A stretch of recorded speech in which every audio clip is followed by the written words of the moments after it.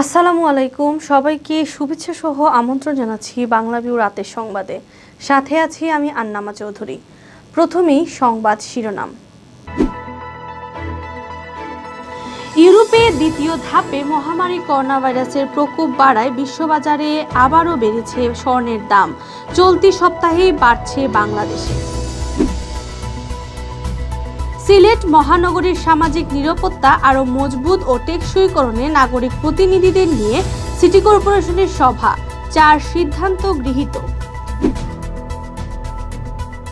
ধর্ষণের সাথে জড়িতরা মানুষরূপী নরপশু, ধর্ষকদের মৃত্যুদণ্ড দিতে সংশোধিত হচ্ছে আইন, জড়িতে বন ও পরিবেশ মন্ত্রী শাহাব উদ্দিন।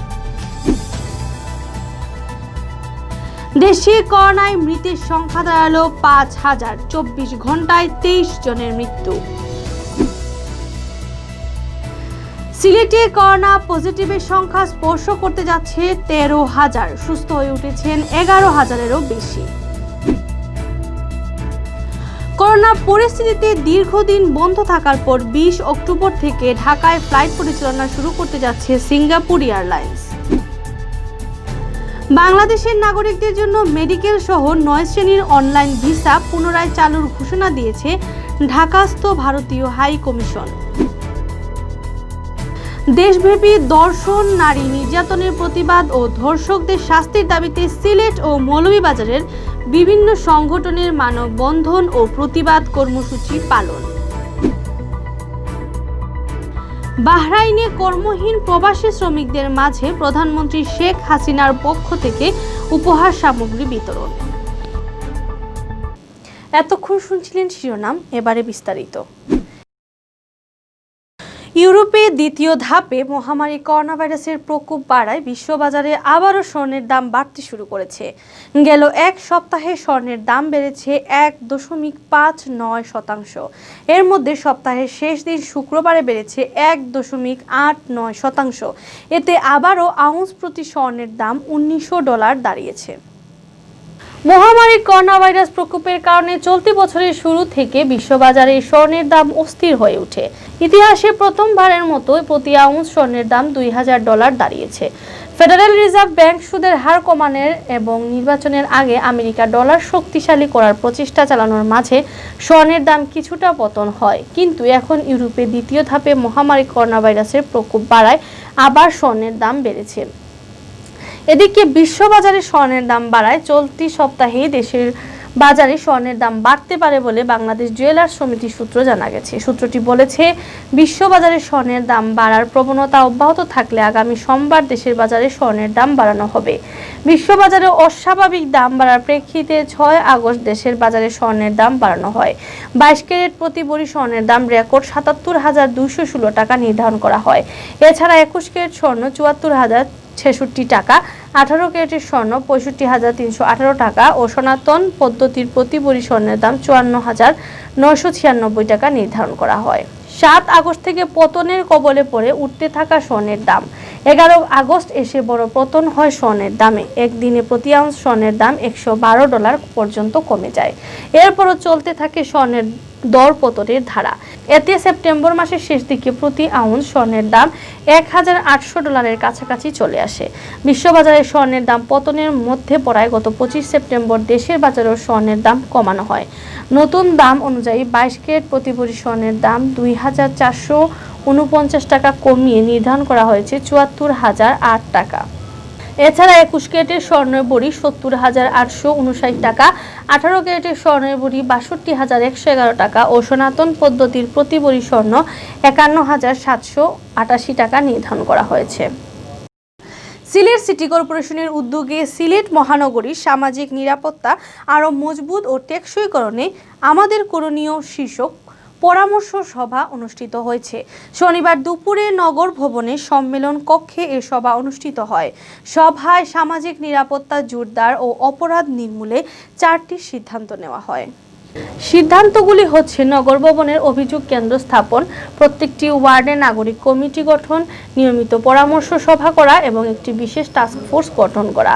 সভায় মেয়র আরিফুল হক চৌধুরী বলেন, সিলেটে একটি আধ্যাত্মিক ও পর্যটন নগরী। এই নগরীর ধর্মীয় সম্প্রীতি আর ভিন্নমত সহনশীলতায় রয়েছে রাজনৈতিক সম্প্রীতির দীর্ঘ ইতিহাস। তাই আমাদের আগামী প্রজন্মের জন্য সিলেটে একটি শান্তি ও সম্প্রীতির নগর হিসেবে গড়ে তুলতে চাই। এজন্য নগরবাসীর সার্বিক সহযোগিতা প্রত্যাশা করেন তিনি। সিসিক মেয়র বলেন, সিলেটের সকল সামাজিক, রাজনৈতিক, পেশাজীবী সংগঠন, ধর্মীয় ও শিক্ষা প্রতিষ্ঠান, প্রশাসন, আইন শৃঙ্খলা বাহিনীর প্রতিনিধিদের মতামতের ভিত্তিতে সিলেট সিটি কর্পোরেশনের মহানগরীর সামাজিক নিরাপত্তা টেকসইকরণে একটি বিশেষ টাস্ক ফোর্স গঠন করবে। নগর ভবনে খোলা হবে একটি অভিযোগ কেন্দ্র, যেখানে কেউ নির্যাতনের শিকার হলেই তাৎক্ষণিকভাবে অভিযোগ করতে পারবে এবং সিসিক তাদের আইনি সহায়তা প্রদান করবে। নগরীর 27টি ওয়ার্ড কাউন্সিলরদের সমন্বয়ে গণ্যমান্য ব্যক্তিদের নিয়ে সামাজিক নিরাপত্তা বলয় আরও মজবুত করতে গঠন করা হয় একটি নাগরিক কমিটি। সিসিকের উদ্যোগে প্রতি মাসে সকলকে নিয়ে এ ধরনের পরামর্শ সভা আয়োজন করা হবে বলে জানান মেয়র আরিফুল হক চৌধুরী। সিলেট মহানগরীতে অপরাধ প্রবণতা বেড়েছে উল্লেখ করে পরামর্শ সভায় বক্তারা নগর জুড়ে সচেতনতামূলক কার্যক্রম পরিচালনার উপর গুরুত্ব দেন। বক্তারা বলেন, বিশেষ করে নারীদের নির্বিঘ্নে চলাচলের নিশ্চিত সামাজিক আন্দোলন গড়ে তুলতে হবে। অপরাধীরা যাতে কোনো দল বা রাজনৈতিক পরিচয় ছাড় না পায়, তার জন্য নগরবাসীকে সোচ্চার হতে হবে। অভিভাবকদেরও আরও সচেতন হওয়ার পরামর্শ দেন বক্তারা। সভায় বক্তব্য রাখেন সিলেট মহানগর পুলিশের অতিরিক্ত কমিশনার মোহাম্মদ শফিকুল ইসলাম, সিলেট জেলা আওয়ামী লীগের সাধারণ সম্পাদক নাসির উদ্দিন খান অ্যাডভোকেট, বিএনপির কেন্দ্রীয় কমিটির কৃষি বিষয়ক সম্পাদক মোহাম্মদ আব্দুর রাজ্জাক, গণতন্ত্রী পার্টির সভাপতি ব্যারিস্টার আরশ আলী, বাংলাদেশ কমিউনিস্ট পার্টির সিলেট জেলা প্রাক্তন সভাপতি বেদানন্দ ভট্টাচার্য অ্যাডভোকেট, ওয়ার্কার্স পার্টির সিলেট জেলা সভাপতি সিকন্দর আলী, মদনমোহন কলেজের ভারপ্রাপ্ত অধ্যক্ষ সরবানী অর্জুন, সিলেট জেলা আইনজীবী সমিতির সভাপতি এটিএম ফয়েজ, সিলেট প্রেস ক্লাবের সভাপতি ইকবাল সিদ্দিকী, সিলেট জেলা প্রেস ক্লাবের সাধারণ সম্পাদক শাহ দিদার আলম নোবেল সহ বিভিন্ন পেশার প্রতিনিধিরা। আমাদের সিসিকে একটা অভিযোগ কেন্দ্র আমরা স্থাপন এবং আমাদের যে ম্যাজিস্ট্রেট আছেন ওনাকে আমি এটা খোলার দায়িত্ব ওনাকে দেব, যাতে উনি আমার কাছে সেটা দেবেন এবং এই যে ক্রাইমের অ্যাডিশনাল পুলিশ কমিশনার ওনাকে এটার মধ্যে সম্পৃক্ত। আপনারা অনেকেই ভিন্ন ভিন্ন বক্তব্য দিলেন, যেটা আমার কাছে খারাপ লেগেছে যে এটা তো আপনাদের মানসিকতা এরকম হবে যে না ঠিক আছে তো ধরেছে, তো আসামি ধরেছে, এখন সঠিক উপায়ে বিচারটা হয়, আপনারা তদন্ত ঠিক মতো করেন, এরকম আমাকে বলবেন, আমাকে আপনারা এরকম একটা উৎসাহ দিবেন।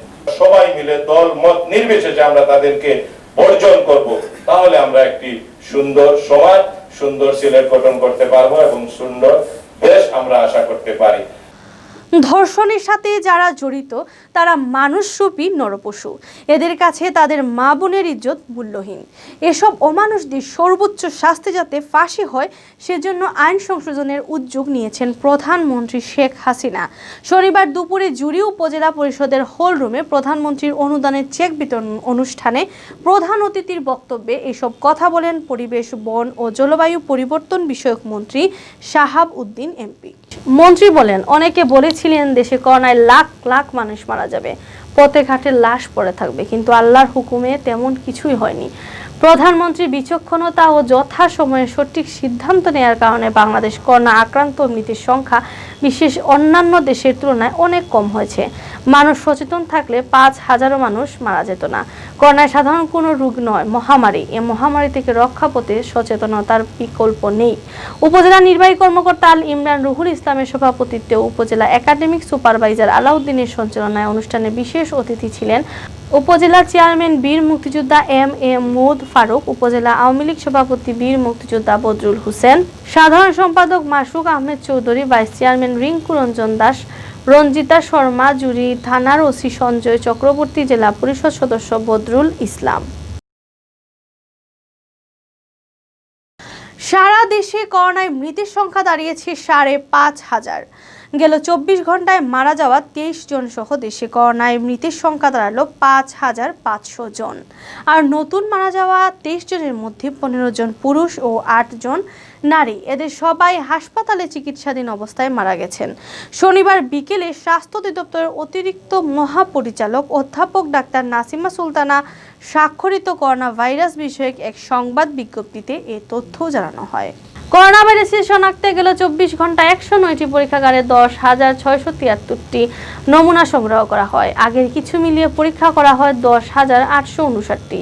এর মধ্যে করোনা আক্রান্ত হিসেবে শনাক্ত হন 1,203 জন। ফলে দেশে মোট শনাক্ত রোগীর সংখ্যা দাঁড়ালো 3,77,073 জনে।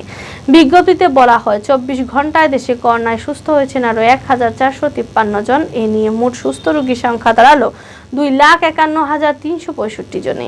24 ঘন্টায় নমুনা পরীক্ষার তুলনায় রোগী শনাক্তের হার 11.08%। আর এখন পর্যন্ত নমুনা পরীক্ষায় রোগী শনাক্তের হার 18.29%। রোগী শনাক্তের তুলনায় সুস্থতার হার 77.27% ও মৃত্যুর হার 1.46%। গেল 6 মাস থেকে সিলেটের মানুষের উপর দিয়ে বয়ে যাচ্ছে মহামারী করোনা ভাইরাসের ভয়াবহ ঝড়। এ পর্যন্ত সিলেট বিভাগে করোনা পজিটিভ লোকের সংখ্যা প্রায় 13,000 ছুঁই। তবে সিলেটে করোনা থেকে সেরে ওঠার সংখ্যা বেশ আশাব্যঞ্জক। এখন পর্যন্ত আক্রান্ত শনাক্ত হওয়া প্রায় 13,000-এর মধ্যে সুস্থ হয়ে উঠেছেন প্রায় 11,200 জন। সিলেট বিভাগীয় স্বাস্থ্য পরিচালকের কার্যালয় সূত্রে জানা গেছে, শুক্রবার রাতে ওসমানী মেডিকেল কলেজ ও শাহজালাল বিশ্ববিদ্যালয়ের ল্যাবের নমুনা পরীক্ষায় 28 জনের শরীরে করোনা ভাইরাস শনাক্ত হয়েছে। সব মিলিয়ে শনিবার সকাল 8টা পর্যন্ত সিলেট বিভাগে মোট করোনা রোগী শনাক্ত হয়েছেন 12,946 জন। এর মধ্যে সিলেট জেলায় 7,085 ও সুনামগঞ্জে 2,365, হবিগঞ্জে 1,766 ও মৌলভীবাজার জেলায় 1,730 জন। অপরদিকে গেল 24 ঘন্টায় সিলেট বিভাগে করোনা থেকে সুস্থ হয়েছেন 110 জন। এই 110 জনকে নিয়ে সিলেট বিভাগে করোনা মুক্ত হয়েছেন 11,216 জন। এর মধ্যে সিলেটের 5,861 জন, সুনামগঞ্জে 2,267 জন, হবিগঞ্জের 1,483 জন ও মৌলভীবাজারের 1,605 জন। সিলেট অঞ্চলে করোনা আক্রান্ত হয়ে শনিবার সকাল 8টা পর্যন্ত হাসপাতালে ভর্তি ছিলেন 55 জন। এর মধ্যে সিলেটের 50 জন, সুনামগঞ্জের 2, হবিগঞ্জের 2 ও মৌলভীবাজারের 1 জন। সিলেট বিভাগে গেল 24 ঘন্টায় করোনায় কেউ মারা যাননি। এ পর্যন্ত মোট মৃতের সংখ্যা 221 আছে। করোনা ভাইরাস মহামারীর কারণে দীর্ঘদিন বন্ধ থাকার পর 24 অক্টোবর থেকে ঢাকায় ফ্লাইট পরিচালনা শুরু করতে যাচ্ছে সিঙ্গাপুর এয়ারলাইন্স। প্রথম ধাপে সপ্তাহে 2টি করে ফ্লাইট পরিচালনা করা হবে। নিজস্ব ওয়েবসাইটে এসব তথ্য জানিয়েছে এয়ারলাইন্সটি। এতে বলা হয়, আগামী 20 অক্টোবর স্থানীয় সময় রাত 8টা 35 সিঙ্গাপুর থেকে ঢাকার উদ্দেশ্যে ছেড়ে আসবে প্রথম ফ্লাইট। পরে ফিরতি ফ্লাইট হিসাবে ওই দিন রাত 11টা 55 আবার ঢাকা ছাড়বে। এয়ারলাইন্স কর্তৃপক্ষ জানায়, সিঙ্গাপুর যেতে বাংলাদেশ থেকে করোনা নেগেটিভ সার্টিফিকেট লাগবে না। তবে সিঙ্গাপুর পৌঁছানোর পর করোনা পরীক্ষা করা হবে। প্রত্যেক যাত্রীকে বিমানবন্দর থেকে সরাসরি 14 দিনের জন্য হোটেলে কোয়ারেন্টাইনে যেতে হবে। এজন্য অতিরিক্ত প্রায় 1.5 লাখ টাকা খরচ হতে পারে, যা যাত্রীকে বহন করতে হবে। বাংলাদেশের নাগরিকদের জন্য মেডিকেল সহ 9 শ্রেণীর অনলাইন ভিসা পুনরায় চালুর ঘোষণা দিয়েছে ঢাকার ভারতীয় হাইকমিশন। শুক্রবার হাইকমিশন থেকে এই তথ্য জানানো হয়। এছাড়া শীঘ্রই ভিসার অন্যান্য বিভাগগুলো পুনরায় আবার চালু করা হবে বলে জানিয়েছেন হাইকমিশন। পর্যটন ছাড়া চিকিৎসা, ব্যবসা, চাকরি, এন্ট্রি, সাংবাদিক, কূটনৈতিক কর্মকর্তা, জাতিসংঘের কর্মকর্তা ও জাতিসংঘের কূটনীতিকরা ভিসার জন্য অনলাইনে আবেদন করতে পারবেন। এর আগে গত 12 মার্চ মহামারী করোনার প্রাদুর্ভাব রোধে সব দেশের নাগরিকদের ভিসা দেওয়া স্থগিত করে ভারত। দেশব্যাপী ধর্ষণ, নারী নির্যাতনের প্রতিবাদ ও ধর্ষকদের শাস্তির দাবিতে সিলেট ও মৌলভীবাজারের বিভিন্ন সংগঠনের উদ্যোগে মানববন্ধন ও প্রতিবাদ কর্মসূচি পালিত হয়েছে। কর্মসূচি থেকে ধর্ষকদের সর্বোচ্চ শাস্তি মৃত্যুদণ্ডের দাবি জানানো হয়। এছাড়া ধর্ষক ও নারী নির্যাতনকারীদের আশ্রয় প্রস্তাবদাতাদের শাস্তির আওতায় আনার দাবি জানানো হয়। বিভিন্ন স্থানে প্রতিবাদ কর্মসূচিতে বক্তারা ধর্ষক ও নারী নির্যাতনকারীদের বিরুদ্ধে সামাজিক প্রতিরোধ গড়ে তোলার আহ্বান জানিয়ে বলেন, শুধুমাত্র আইন নিয়ে নারীদের নিরাপত্তা নিশ্চিত করা যাবে না, এজন্য প্রয়োজন সমাজের সকল স্তর থেকে প্রতিরোধ। শনিবার সকাল 11টায় সিলেট কেন্দ্রীয় শহীদ মিনারের সামনে মানববন্ধন কর্মসূচি পালন করে সুশাসনের জন্য নাগরিক সুজন সিলেটের সভাপতি ফারুক মাহমুদ চৌধুরীর সভাপতিত্বে ও সহ সম্পাদক মিজানুর রহমানের পরিচালনায় মানববন্ধনে স্বাগত বক্তব্য রাখেন সুজনের সম্পাদক অ্যাডভোকেট শাহ শাহেদা। সংগঠনের পক্ষ থেকে লিখিত দাবি তুলে ধরেন শাহজালাল বিশ্ববিদ্যালয়ের সমাজকর্ম বিভাগের অধ্যাপক তাহমিনা ইসলাম।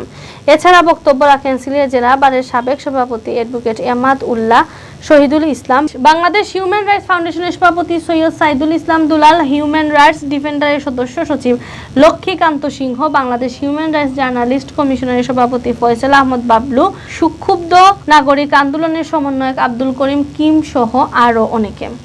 এদিকে শনিবার বিকাল 4টায় সিলেটে গার্হস্থ্য নারী শ্রমিক ইউনিয়নের উদ্যোগে নগরের ধোপাদিঘির পূর্ব পারে উসমানী শিশু উদ্যানের সামনে মানববন্ধন অনুষ্ঠিত হয়। মানববন্ধনে বক্তব্য রাখেন সংগঠনের কেন্দ্রীয় উপদেষ্টা অ্যাডভোকেট জাহানারা হক, কেন্দ্রীয় সম্পাদক মুর্শিদা আক্তার নাহার, জেলা সভাপতি হিনু বর্ধন, তৃণমূল নারী উদ্যোক্তা সোসাইটির জেলা সভাপতি শাকেরা সুলতানা জান্নাত, বাংলাদেশ ওয়ার্কার্স পার্টির কেন্দ্রীয় সদস্য কমরেড সিকান্দর আলী, জেলা সম্পাদক ইন্দ্রাণী সেন শম্পা। অপরদিকে ধর্ষকদের সর্বোচ্চ শাস্তির দাবিতে মৌলভীবাজারে মানববন্ধন, বিক্ষোভ ও প্রতিবাদ সমাবেশ করেছে সচেতন ছাত্র সমাজ। শনিবার সকালে শহরের প্রেস ক্লাব থেকে মানববন্ধন শেষে একটি বিক্ষোভ মিছিল বের হয়। এ সময় দেশব্যাপী চলমান ধর্ষকদের মতো পাশবিক নিকৃষ্ট অপরাধে যুক্তদের সর্বোচ্চ শাস্তির দাবি জানানো হয়। পরে প্রধানমন্ত্রী কর্তৃক ধর্ষণের সর্বোচ্চ সাজা মৃত্যুদণ্ডের নির্দেশকে স্বাগত জানিয়ে শহরে মিছিল বের হয়ে সমাবেশ মিলিত হয়। সমাবেশে সভাপতিত্ব করেন শেখ রাসেল স্টুডেন্ট অ্যাসোসিয়েশনের কেন্দ্রীয় সভাপতি জাকের আহমেদ অপু। বক্তব্য রাখেন মৌলভীবাজার পৌর যুবলীগের সাংগঠনিক সম্পাদক তাজুল ইসলাম সহ অন্যান্য শিক্ষার্থীরা। বাহরাইনে কর্মহীন প্রবাসী শ্রমিকদের মাঝে প্রধানমন্ত্রী শেখ হাসিনার পক্ষ থেকে উপহার সামগ্রী পৌঁছে দেওয়া হয়েছে। বাংলাদেশ আওয়ামী লীগে বাহরাইনের কেন্দ্রীয় কমিটি ও বাহরাইন সরকার অনুমোদিত সামাজিক সংগঠন বাংলাদেশ সমাজ দেশটির রাজধানীর মানামার হামাদ টাউন এলাকায় কর্মহীন হয়ে পড়া প্রবাসী কর্মীদের হাতে এ খাদ্য উপহার তুলে দেয়। এ সময় বাংলাদেশ দূতাবাসের পক্ষ থেকে উপস্থিত ছিলেন মোহাম্মদ আইয়ুব আলী, বাংলাদেশ আওয়ামী লীগ বাহরাইন কেন্দ্রীয় কমিটির সভাপতি মঞ্জুর আহমদ, সাধারণ সম্পাদক এম এ হাশেম, আব্দুল সত্তার, কামাল দেওয়ান, আব্দুল মতিন, বৃহত্তর ফরিদপুর জেলা কল্যাণ পরিষদের সভাপতি সেলিম দড়ি সহ সংগঠনের নেতৃবৃন্দ।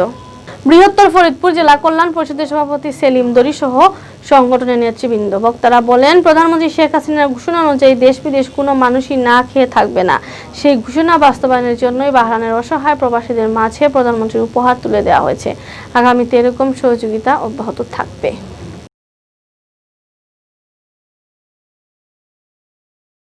এতক্ষণ শুনছিলেন বাংলাভিউ রাতের সংবাদ। রাত 11টায় প্রচারিত হবে সিলেটের আঞ্চলিক ভাষায় সংবাদ। দেখার আমন্ত্রণ রইল। সাথে থাকার জন্য ধন্যবাদ।